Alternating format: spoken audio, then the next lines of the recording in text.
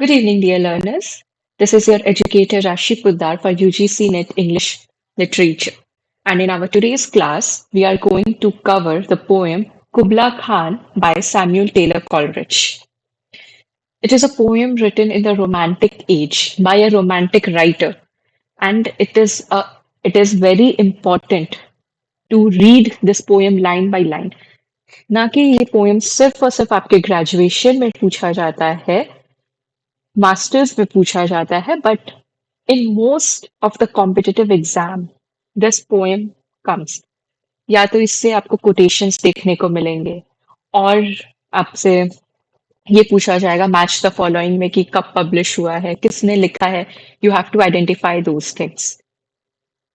So without any delay, let us start with our today's class. First of all, it is important that we should know about Samuel Taylor Coleridge, who he was. क्योंकि writer हमें पढ़ना जरूरी है। Samuel Taylor Coleridge के ऊपर अलग से काफी सारे क्वेश्चंस बनते हैं। So Samuel Taylor Coleridge was born on 1772 and died on 1834.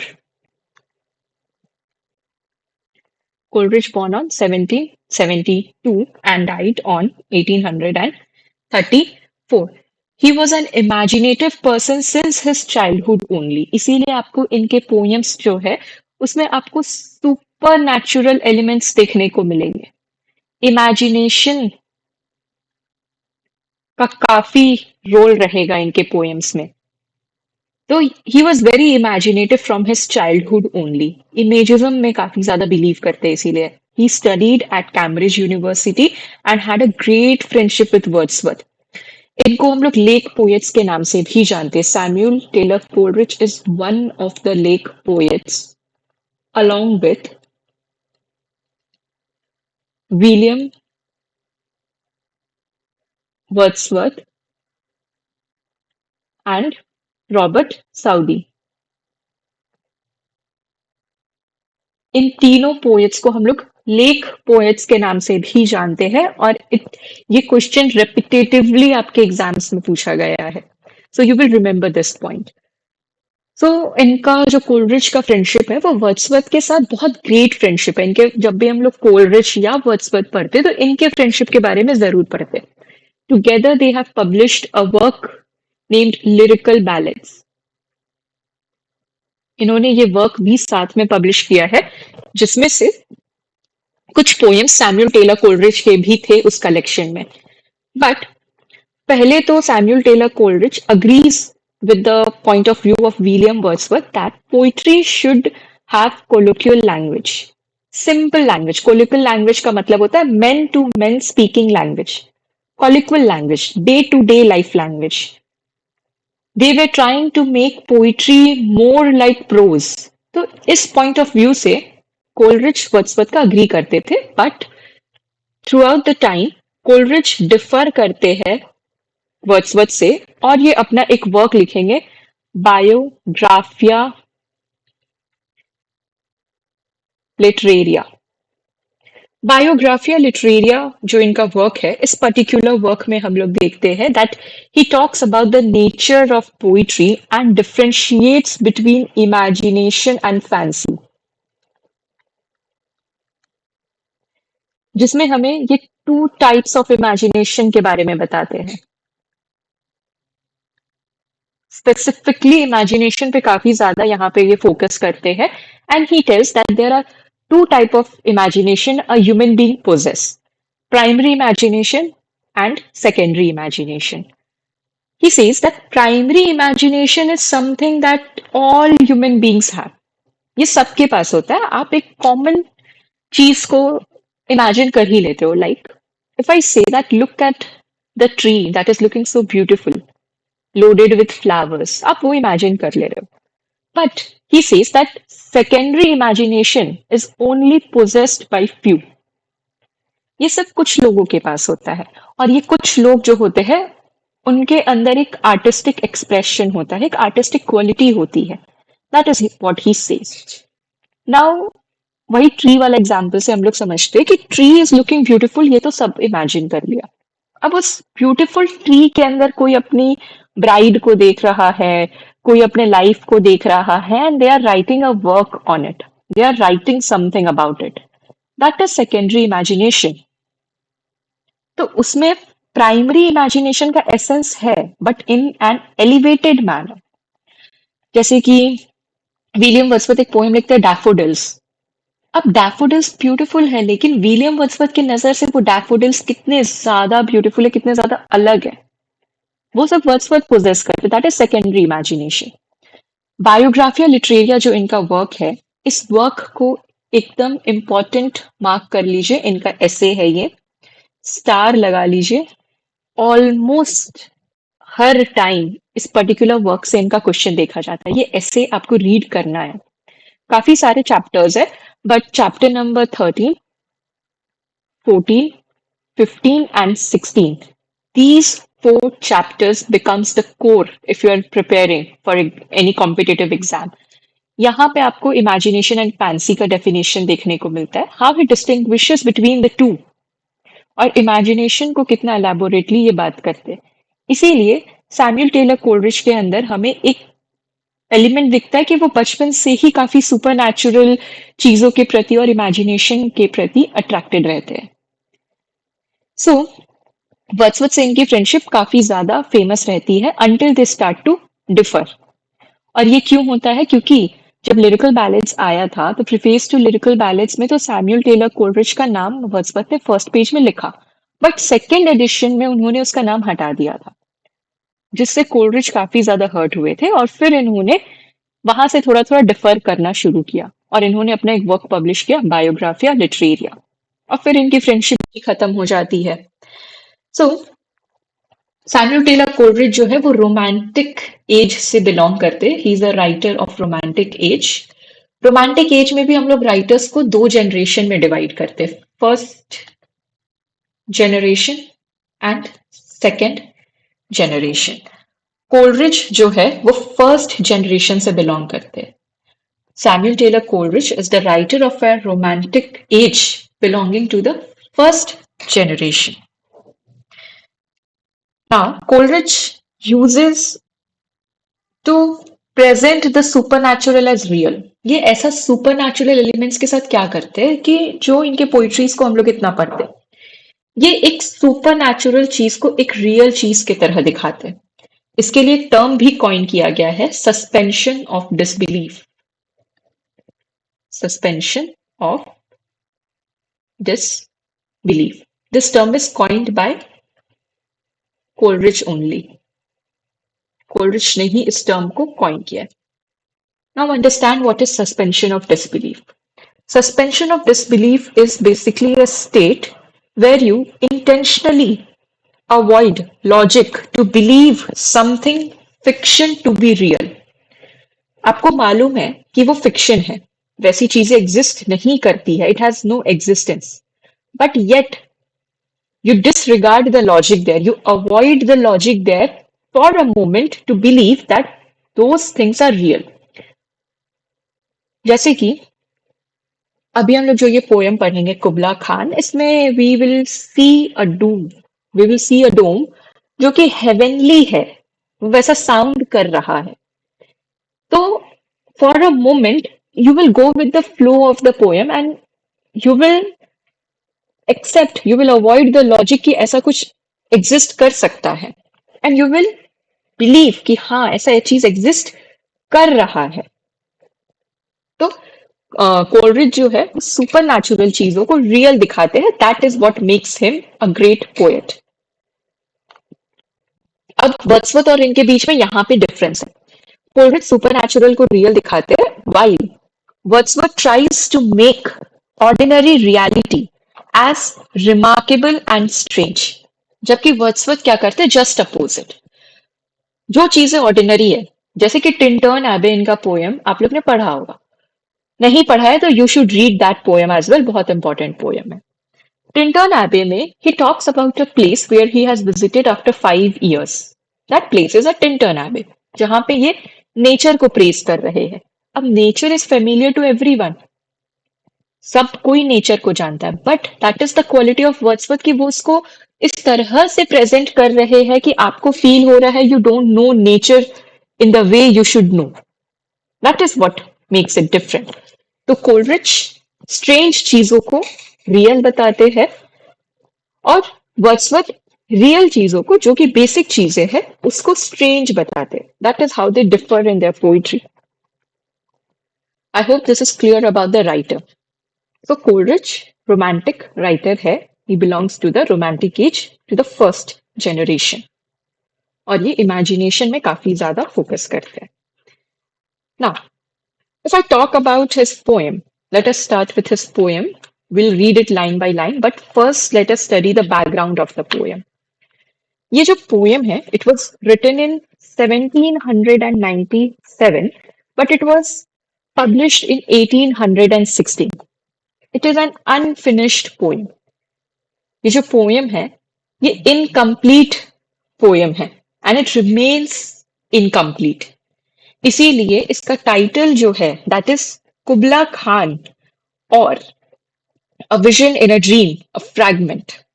It is subtitled as a vision in a dream a fragment. A fragment का मतलब है a part and in something that is incomplete उसको हम लोग fragment बुलाते हैं. Vision in a dream इसीलिए बोला गया है क्योंकि ये एक ड्रीम का पार्ट है इनका, इसीलिए इसको विजन इन अ ड्रीम बोला जाता है. इसमें बोला जाता है that कोलरिच had taken some opium and he slept after that. When he was sleeping, उन्होंने एक ड्रीम देखा एंड वो जो ड्रीम था that was interrupted by someone. वो जब ड्रीम देख रहे थे तो उतने में थोड़ी देर के बाद उनके घर पे कोई आ जाता है, अ पर्सन फ्रॉम पोरलॉक, जिसके कारण उनका सपना जो है जो ड्रीम है वो अधूरा रह जाता है. And he was dreaming about a place called Xanadu. इस प्लेस के बारे में वो ड्रीम कर रहे थे और कुबला खान रूलर के बारे में ड्रीम कर रहे थे.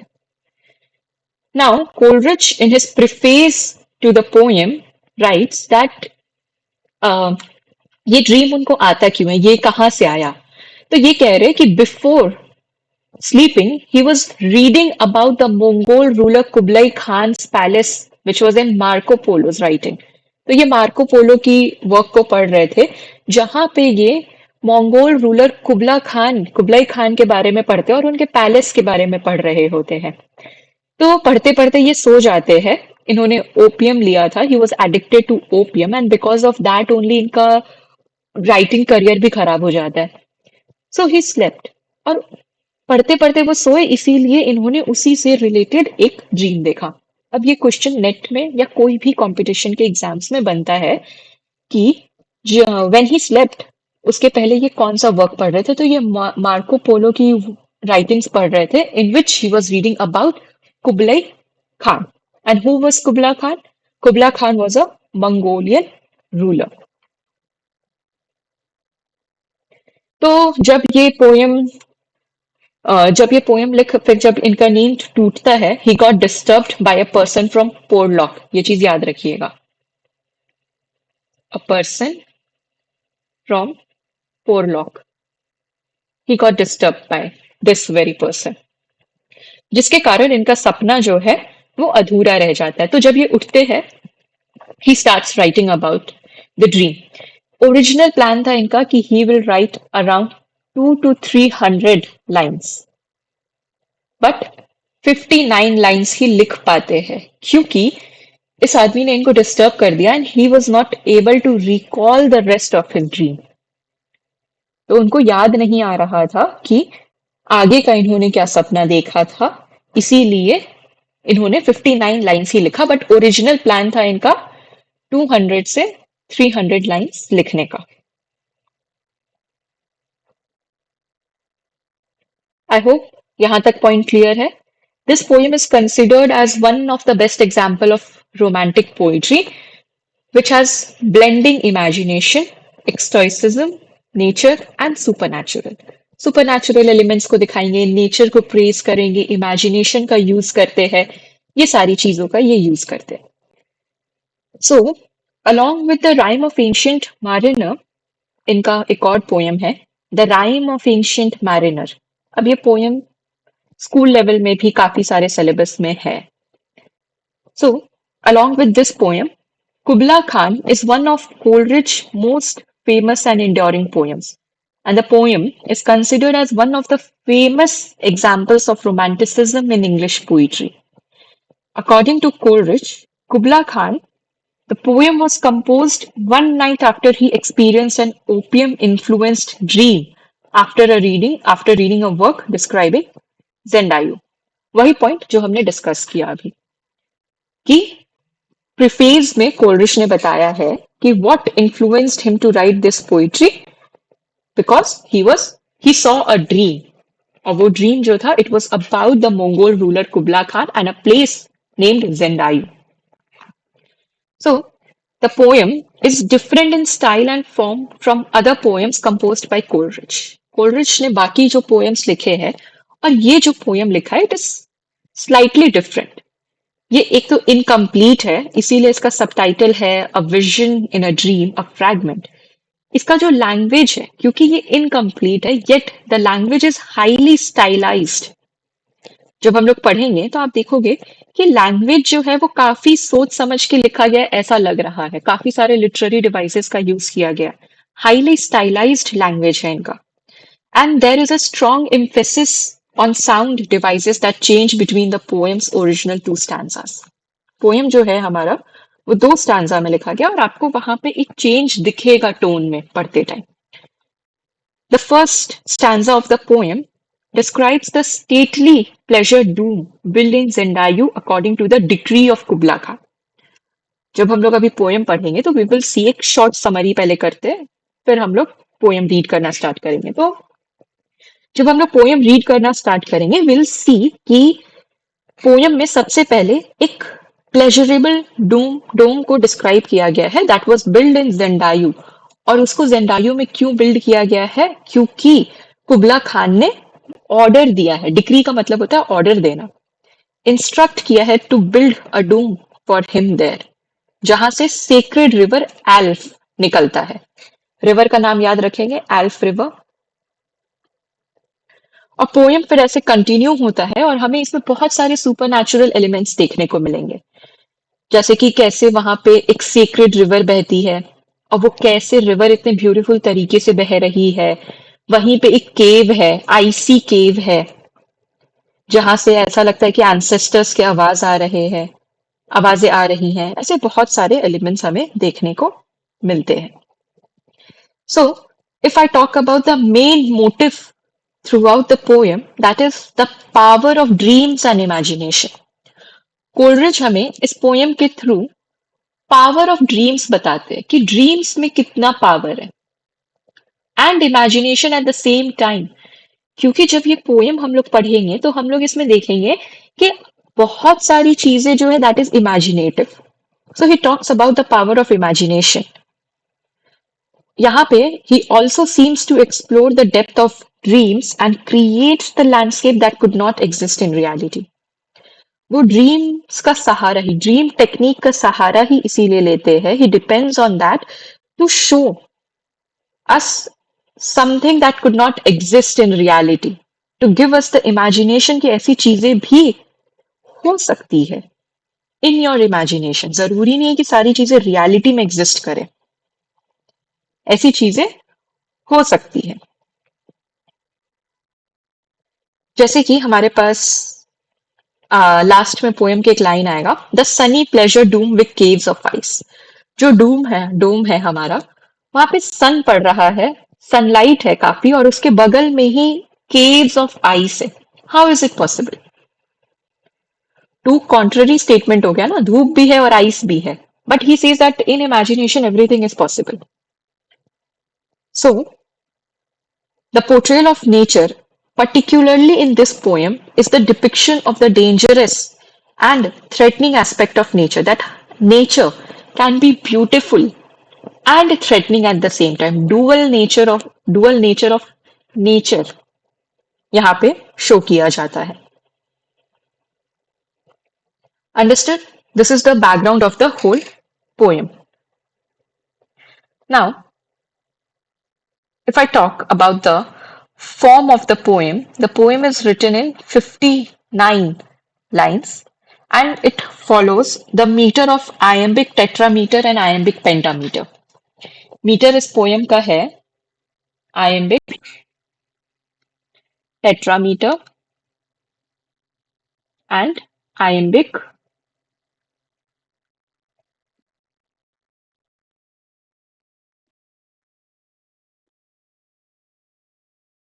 pentameter. राइम स्कीम आपको इसमें दो तरह का देखने को मिलेगा। एक है ABB AA CC, एक ये राइम स्कीम है। At the same time couplets technique भी यूज किया गया है कहीं कहीं पे। So this is the structure of the poem. जो हमारा पोएम का फर्स्ट लाइन है that is written in iambic tetrameter. Now, let us start with the poem. Just wait a minute. Just give me a minute.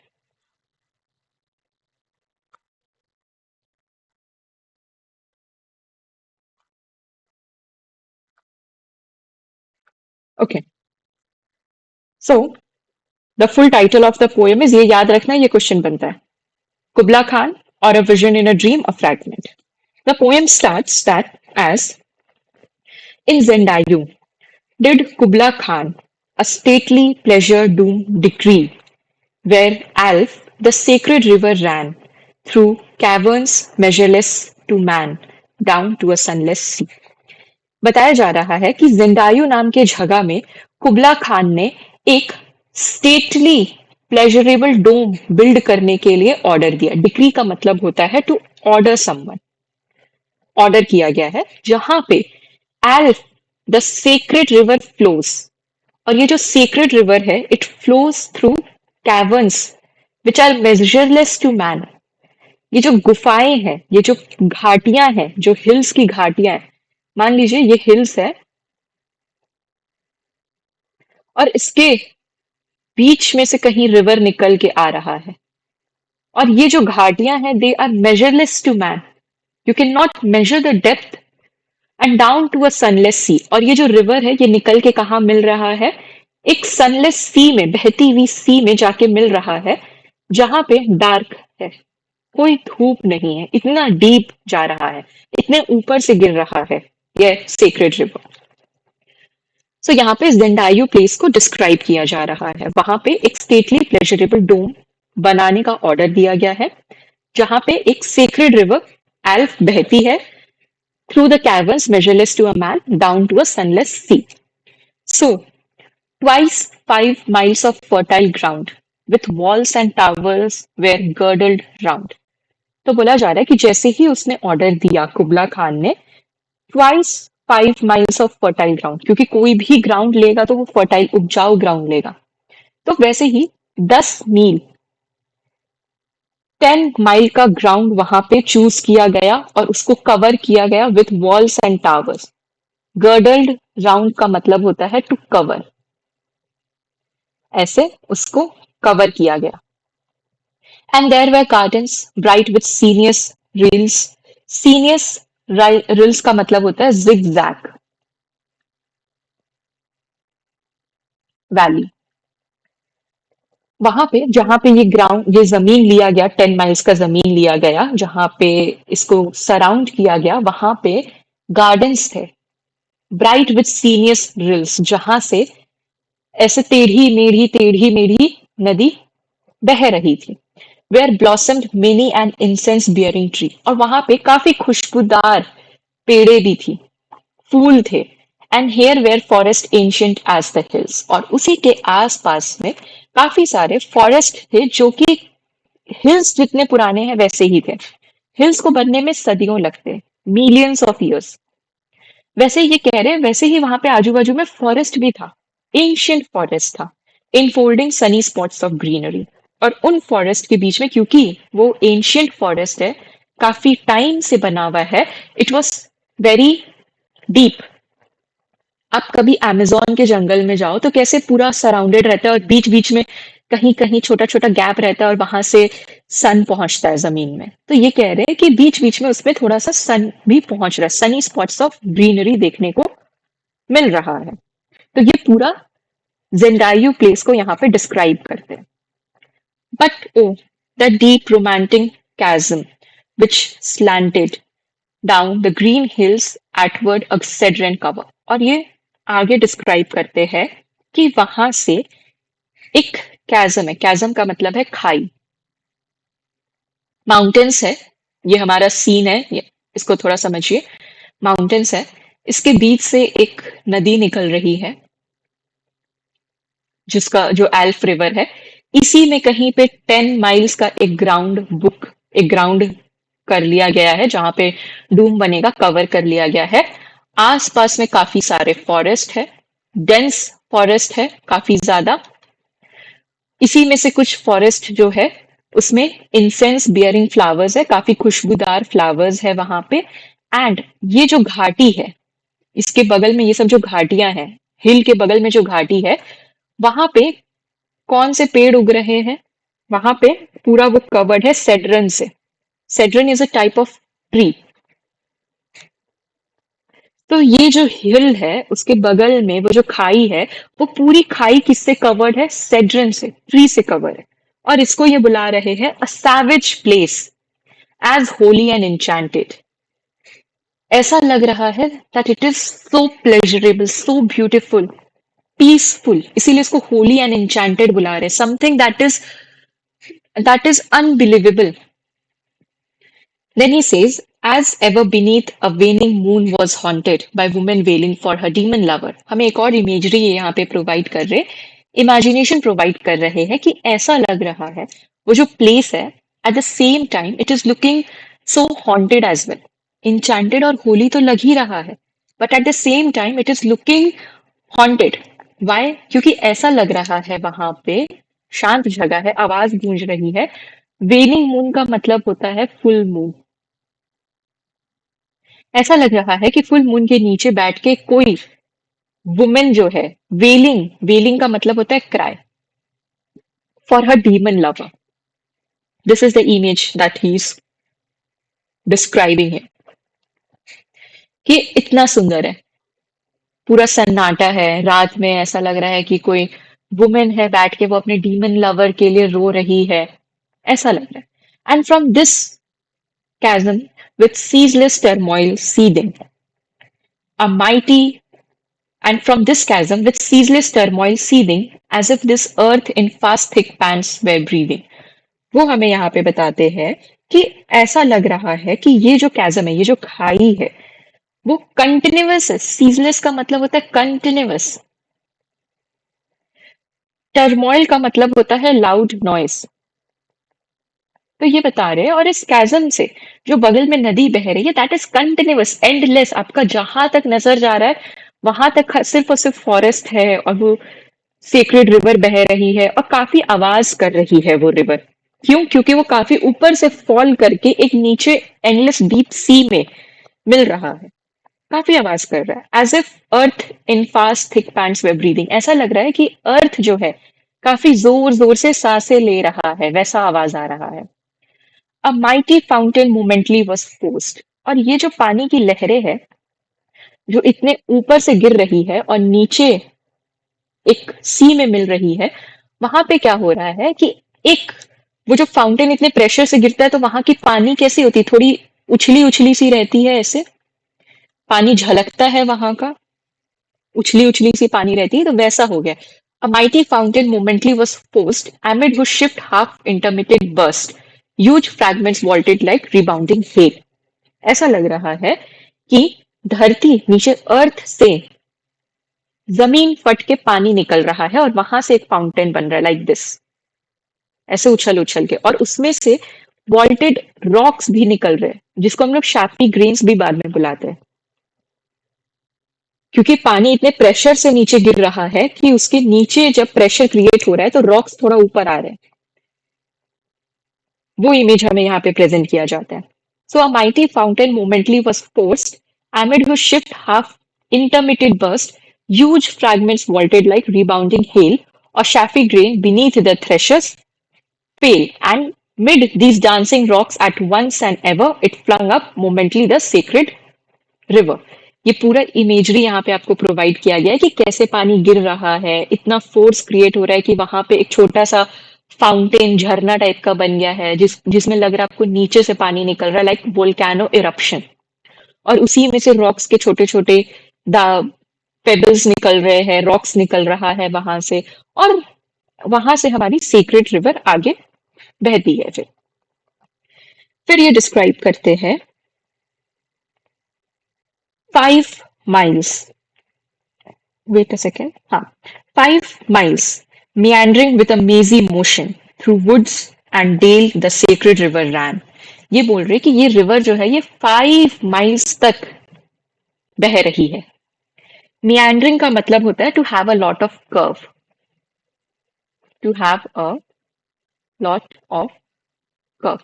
So this river is flowing till 5 miles and it is flowing in a very curvy nature। बहुत curves के साथ बह रही है with a मेजी motion. और इसका जो मोशन भी है वो कभी स्लो है कभी ज्यादा है। Through woods and dale the secret river ran, नदी फॉरेस्ट के बीच में से ऐसे बह रही है ये secret river. Then reach the caverns measureless to a man, और कहाँ जाके पहुंच रही है, एक ऐसे केव में जाके पहुंच रही है which is measureless to man, जिसको आप मेजर नहीं कर सकते हो। And sank in tumult to a lifeless ocean, और वहां जाके एक लाइफलेस ओशन में ये रिवर जो है जो इतने लाउड नॉइज में बह रहा है, जिगजैग वे में बह रहा है, वो जाके वहां पे मिल जाती है। सैंक इन ट्यूमुल्ट का मतलब होता है, ट्यूमुल्ट का मतलब है लाउड नॉइज। तो ये जो इतना लाउड नॉइज करते हुए जा रही थी वो जाके मिल जाती है, सैंक कर जाती है into a lifeless ocean that is calm ocean, और वहां जाके ये शांत हो जाती है। And mid this tumult Kubla heard from far ancestral voices prophesying war. बहुत फेमस लाइन है ये इस पोएम का। और ये जो लाउड नॉइज आ रहा है वहां से और कैसे वो एक लाइफलेस ओशन में मिल रहा है, वो जो नॉइज क्रिएट हो रहा है, उसी नॉइज में से कुबला खान को दूर से कुछ ऐसी आवाजें आ रही है, लग रहा है कि एंसेस्ट्रल वॉइसेस जो है यानी कि उसके जो पूर्वज है वो एक वॉर के बारे में प्रोफेसाइज कर रहे हैं, उसको वॉर्न कर रहे हैं that soon there is going to be a war and you need to be ready for it. ऐसा उसको आवाज आ रहा है उस केव से। आप इसको ऐसे देखो कि दैट केव इज हॉलो, ये जो केव है इट इज हॉलो। अब इसके अंदर से एको आएगा। अब यहां से रिवर बह रहा है तेज आवाज में, तो ये एको यहाँ क्रिएट हो रहा है, और ये मेजरलेस है, ये केव जो है इट इज मेजरलेस। तो इसके अंदर से जो आवाज आएगी वो एक एको की तरह आएगी, दूर से आएगी। तो कुबला खान को वही लग रहा है कि इसके अंदर से जो आवाज आ रही है वो इसके एंसेस्टर्स की है, who are prophesizing about a war। The shadow of the dome of pleasure floated midway on the waves। और ये जो डोम है, इसका जो शैडो है, ये जो डोम बनेगा, इसका जो शैडो है उस रिवर में दिख रहा है। Where was heard the mingled measure from the fountain and the caves। और इस डोम के आसपास क्या सुनाई दे रहा है, मिक्स्ड वॉइसेस। मेजर यहाँ पे वॉइसेस के लिए यूज किया गया, मिक्स्ड वॉइसेस, मिक्स साउंड, जो कि उस फाउंटेन से आ रही है जो कि काफी आवाज करके बन रहा है, और केव्स से आ रही है।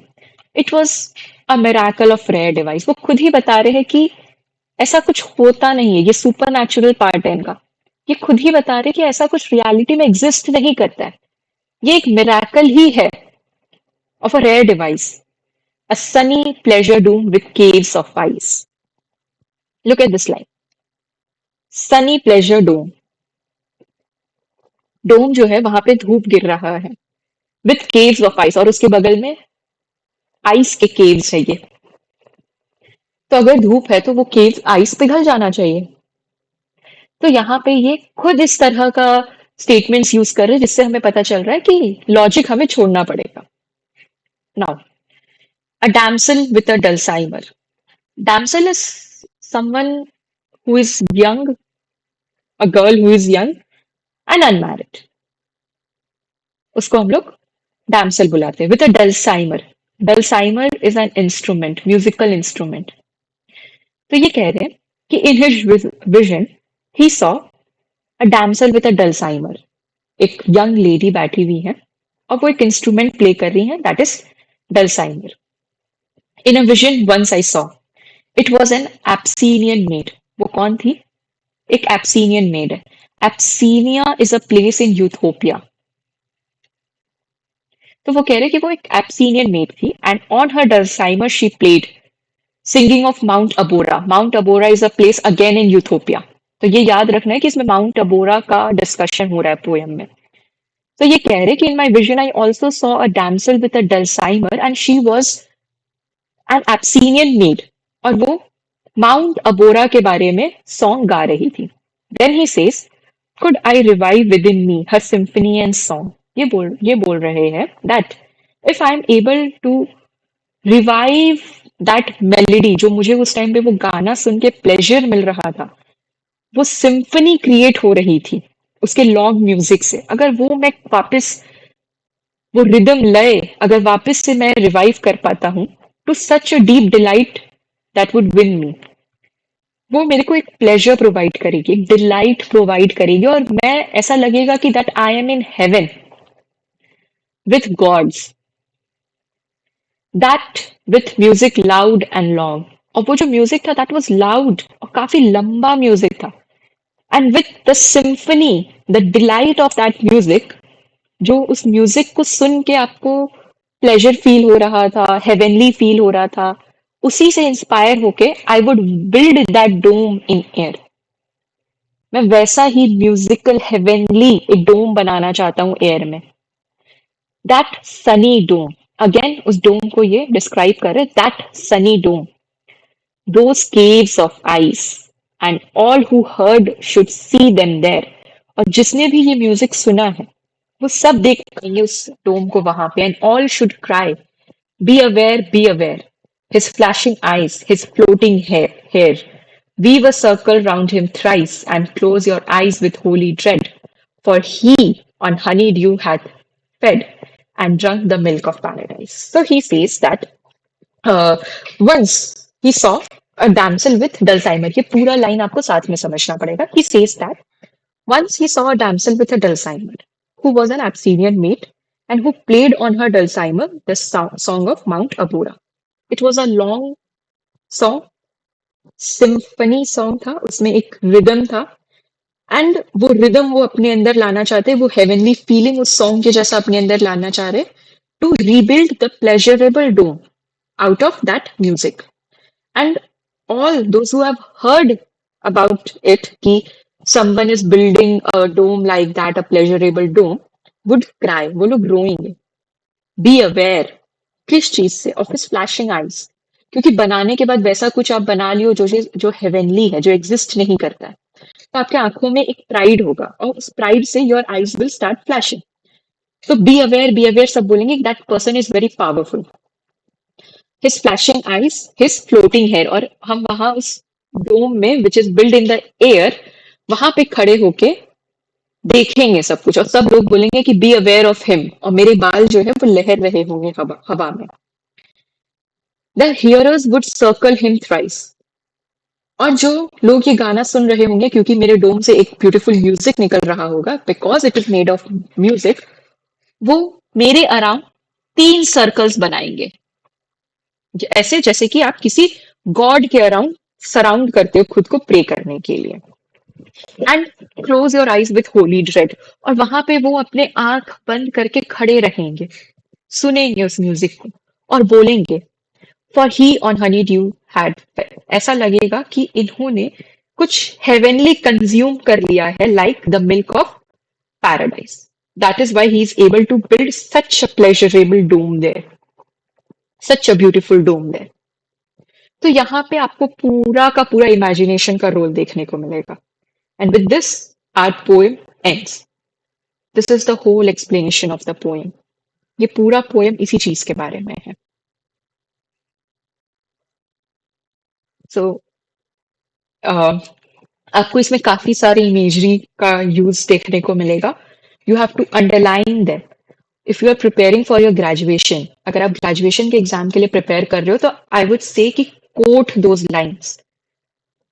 जैसे कि हमारा लाइन्स है about the dome, sunny pleasurable dome with caves of ice, caverns measureless to man. इस तरह के लाइन्स को कोट करिए जब सुपर नेचुरल एलिमेंट का बात होता है। क्वेश्चन आपका यही बनेगा, describe Kubla Khan as a supernatural poem और a dream in vision poem. सबका आंसर एक ही है, you just need to frame it in a different way. आपको बस उसको फ्रेम अलग अलग तरीके से करना है। बट जनरली आपको इसमें सुपर नेचुरल एलिमेंट के बारे में ही क्वेश्चन देखने को मिलता है। आई वुड से कि आप डायरेक्ट पोएम से लाइंस उठा के कोट करें और फिर उसको वहां पे एक्सप्लेन करें कि how those lines are telling you that this poetry is a supernatural poem. I hope now this poem is clear to you all. So poem की समरी हम लोग 3 पार्ट्स में बांट के देखेंगे, डिवाइड करके देखेंगे। पहला हम लोग देखते हैं द सेटिंग ऑफ जेंडायू, कि जेंडायू के बारे में बताया जा रहा है। The land which is fertile, full of dense forest and gardens and a sacred river Alf is flowing there. जिसमें हमें पता चलता है that nature is both beautiful and mysterious. फिर हमें sacred river Alf के बारे में पोएम में पता चलता है that it flows through caverns into a sunless sea. और वो एक डीप रोमांटिक chasm क्रिएट कर रहा है जो कि वायलेंट भी है और सुपर नेचुरल भी है at the same time, which shows the power of nature and the unknown.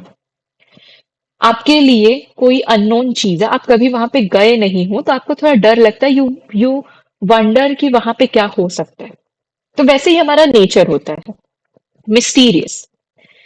Third, vision of dome, कि डोम कैसा बनेगा उसके बारे में बात होता है, which reflects Coleridge's romantic interest in opposites, order versus chaos, man versus nature. इस तरह के थीम्स को वो बताते हैं वहां पे।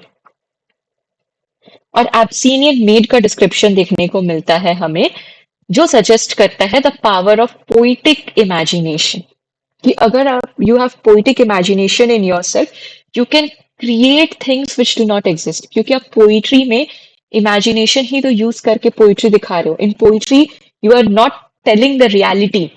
और हमारे क्रिटिक्स जो है, प्लेटो, एरिस्टोटल, होरेस, वो इसी चीज के बारे में पूरा फिलोसफिकल एस्पेक्ट अपना प्रेजेंट करते हैं।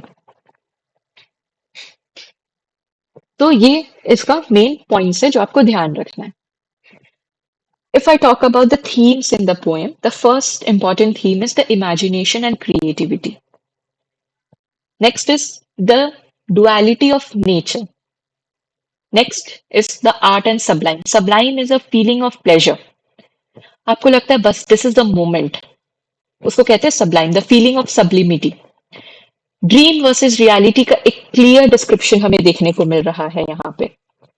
Apart from that we see pleasure and violence, क्योंकि कुबला खान जो पोएम है, it begins by announcing that it is a poem about pleasure. और फिर वो हमें बताते हैं कि कैसे मंगोल लीडर जो है हमारे कुबला खान, वो एक प्लेजरेबल डोम बनाने के बारे में बात कर रहे हैं। So it is about the pleasure and violence. जो रिवर का वायलेंस है वो हमें देखने को मिलता है यहाँ पे। How the river becomes violent which has cut a deep gorge into the earth, जो कि अर्थ में एक हॉलो होल बना दिया है जहां से फाउंटेन निकल रहा है हमारा।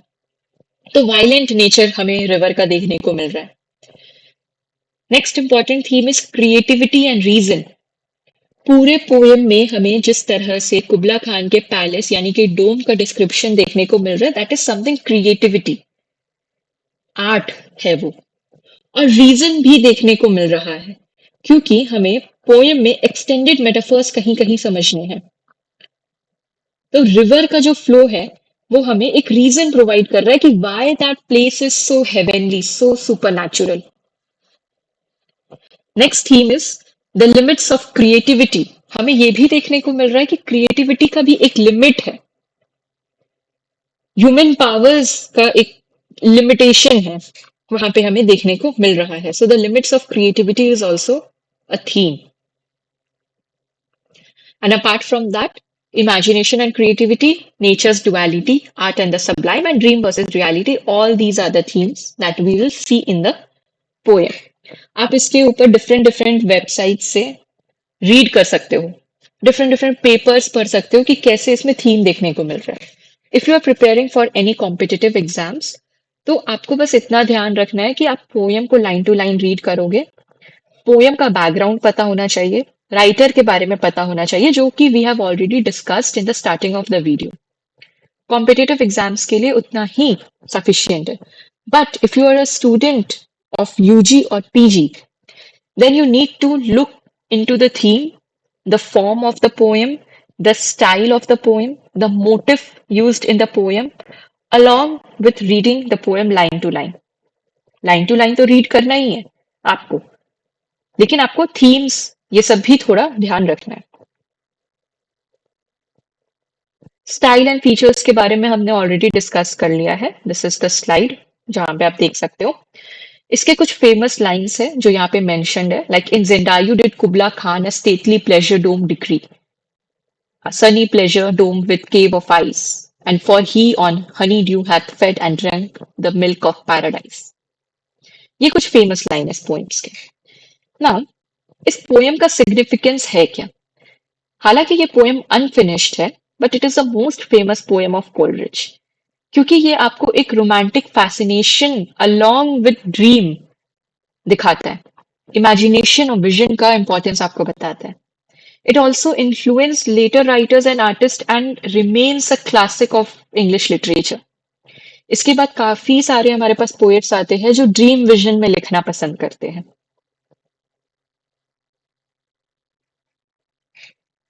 Now, with this, I would like to end this session. Poem को लाइन टू लाइन पढ़ना जरूरी है. I am repeating it again and again. चाहे आप कंपटीशन के लिए प्रिपेयर कर रहे हो या आप एक स्टूडेंट हो यूजी या पीजी के.